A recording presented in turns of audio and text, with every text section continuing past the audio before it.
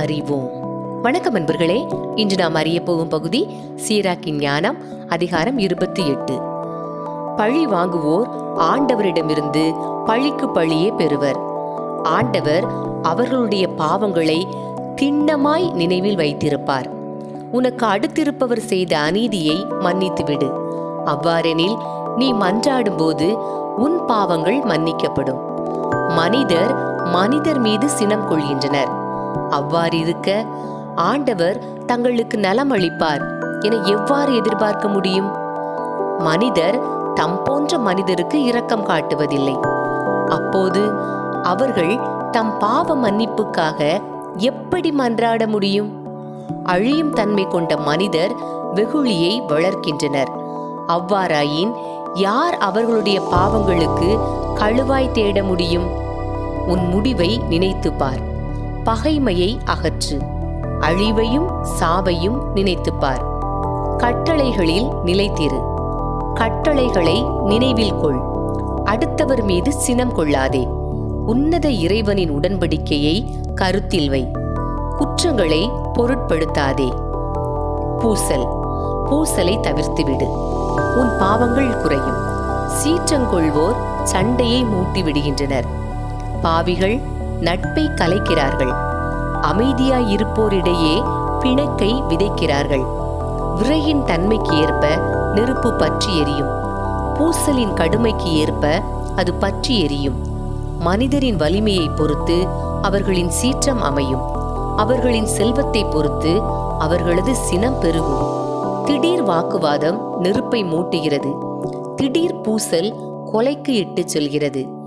ஊதும்போது தீப்பொறி கொழுந்துவிட்டு எரிகிறது. அதன் மீது துப்பும் போது அது அணைந்து போகிறது.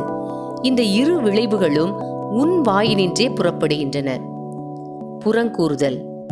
புறங்கூறுவோரையும் இரட்டை நாக்கு கொண்டோரையும் சபி. அமைதியில் வாழ்ந்த பலரை அவர்கள் அழித்து விட்டார்கள். மூன்றாவது நாக்கு பலரை நிலை குலைய செய்தது. அவர்களை நாடு விட்டு நாடு துரத்தி அடித்தது.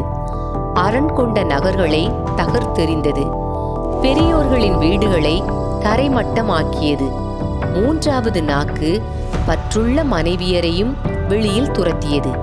அவர்களுடைய உழைப்பின் பயனை இழக்கச் செய்தது. அதற்கு செவி சாய்ப்பவர்கள் ஓய்வு கொள்ள மாட்டார்கள்.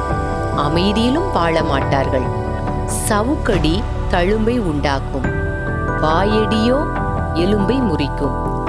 பலர் வாழ்முனையில் மடிந்திருக்கின்றனர். நாவால் மடிந்தோரே அவர்களை விட மிகுதியானோர். மூன்றாவது நாக்கினின்று பாதுகாக்கப்பட்டோர் பேறு பெற்றோர். அதன் சீற்றத்துக்கு ஆளாகாதோரும், அதன் நுகத்தை சுமக்காதோரும், அதன் சங்கிலிகளால் கட்டப்படாதோரும் பேறு பெற்றோர். அதன் நுகம் இரும்பு நுகம். அதன் சங்கிலிகள் வெண்கல சங்கிலிகள். அதனால் விளையும் சாவு இழிந்த சாவு. அதனை விட பாதாளம் மேலானது. இறை பற்றுள்ளோர் மீது அதற்கு ஆற்றல் இல்லை. அதன் தீப்பிழம்புகள் அவர்களை எரிப்பதில்லை. ஆண்டவரை விட்டு விலகுவோர் அதற்குள் விழுகின்றனர். அவர்களுக்குள் அது கொழுந்துவிட்டு எரியும். அதை அணைக்க முடியாது. அது சிங்கத்தை போன்று அவர்கள் மீது கட்டவிழ்த்து விடப்படும். வேங்கையை போன்று அவர்களை பீரிட்டு கிழிக்கும். உன் உடைமைகளை சுற்றி முள் வேலியிடு. உன் வெள்ளியையும் பொன்னையும் பூட்டிவை. உன் சொற்களை நிறுத்து பார்க்க துலாக்கோலையும் எடைக்கற்களையும் செய்து கொள். உன் வாய்க்கு கதவு ஒன்று செய்து அதை தாளிடு. நாவால் தவறாதபடி எச்சரிக்கையாயிரு. இல்லையேல் உனக்காய் பதுங்கியிருப்போர் முன் நீ வீழ்ச்சியுறுவாய். அன்பர்களே, இறைவார்த்தையோடு பயணித்தோம். இறைவனோடு நம் பயணத்தை தொடர்வோம்.